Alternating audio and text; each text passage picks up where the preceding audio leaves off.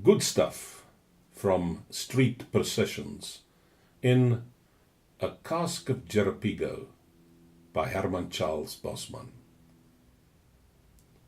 This weakness of mine, in the way of desiring to make one with street processions, identifying myself with and merging my personality in a mass of humanity, moving to no clearly defined goal, has in the past resulted in my becoming, on more than one occasion, involved in a considerable measure of embarrassment. In my youth, for instance, when the Salvation Army moved up from the town hall steps on the termination of a Sunday evening open-air meeting, and I found myself marching at the back in a sort of trance, it happened at least twice that I followed the procession right into the Hope Hall in Commissioner Street, with the result that each time I wasn't able to get out again until I had been converted. And then, only a couple of years ago, with the annual Corpus Christi procession to the N Street Convent, when I had again, from force of habit, taken my place near the end of the line and was proceeding down Bree Street, feeling very solemn, as I always do on such occasions, I realized suddenly the incongruity of my presence in the company of priests in black vestments and stoles, and choir boys in white surplices, all carrying missals, while I was dressed in civvies, with half a loaf of bread under my arm, which I was taking home for supper. As I explained to an abbot-looking gentleman in a mitre, who hadn't said anything about my being in that procession, but who seemed unhappy nevertheless, in a peculiar sort of way. Similarly, I have at different times marched through the streets of London with communists, Mosleyites, Scotsmen on their way to the Cup Tie, unemployed Welsh miners, and the Peace Pledge Union. "It's that so-and-so Steyn," the man on the left of me remarked by way of conversation. "You telling me," I answered. He was telling me, of course, otherwise I wouldn't know what it was all about. "If it wasn't for him," the man on my left continued, "us miners wouldn't be on strike." "Us miners wouldn't be," I agreed, relieved to have discovered so soon what the procession was all about. A middle-aged man in front of me, in a khaki overcoat, was singing rather a lot. A young fellow, with a free and easy sort of look, marched next to him. On my right was a stocky man with a grey moustache and a red rosette. "You know," this stocky, grey-moustached man remarked to me after a while, "in 1922 I was shooting yous. In 1922 I was in the police. Now I am one of yous." The imp of perversity inside me egged me on to pick a quarrel with Grey Moustache. "How do I know that you aren't still one of thems?" I inquired. Grey Moustache's neck went all red. "I'm a rockbuster on the Crown Mines," he retorted. "There's half a dozen men in this procession as knows I'm a rockbuster on the Crown Mines." In this way, what had at first promised to be an unpleasant incident was settled peaceably. Only I couldn't help feeling that, in the depths of his most secret sincerities, Grey Moustache was still one of thems. As the old saying goes, if you're once one of thems, you're always one of thems.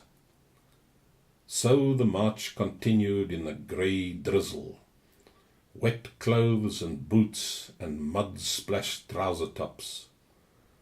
A number of low songs were sung. Various obscene remarks were made. Everything was in order. A big fat man in a black overcoat was acting as a sort of linesman for our part of the procession. They called him Oom Toby. He was a kind of cheerleader. He would hurry on until he got about 50 yards ahead of our rank, and then he would stand on the pavement and shout out the slogans.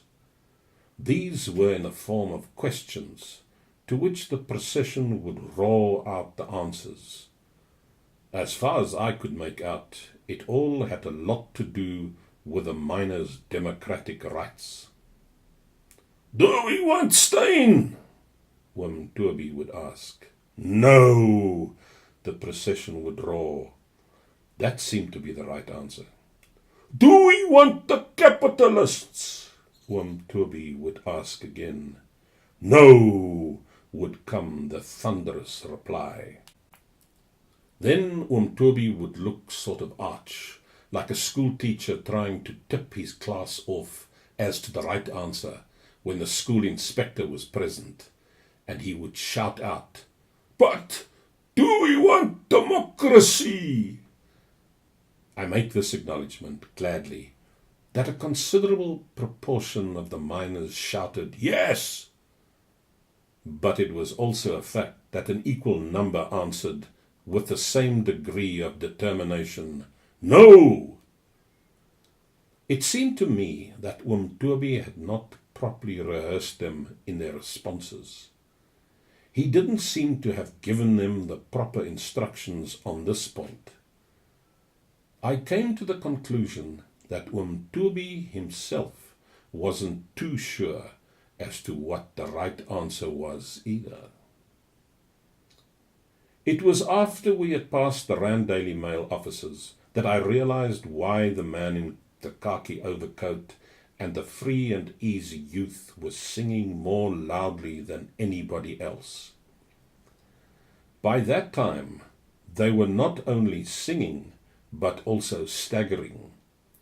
They had a bottle of Jarapigo, which they were passing backwards and forwards, and from which they were taking surreptitious swigs.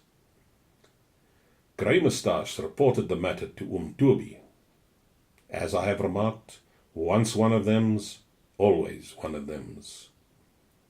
Nevertheless, I have rarely seen a man as indignant as Oom Toby was at that moment. And I'm sure that not even an underground manager had ever dressed down khaki overcoat and free and easy youth in terms of vituperation such as Oom Toby then employed.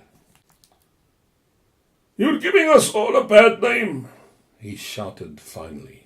"Drinking wine like that out of the bottle and in the street, and in front of the Rand Daily Mail too. What if they'd taken your photograph drinking wine when all the boys was booing? What if they got your photo like that in the Rand Daily Mail on Monday morning?" "But we did boo too," the free and easy youth explained.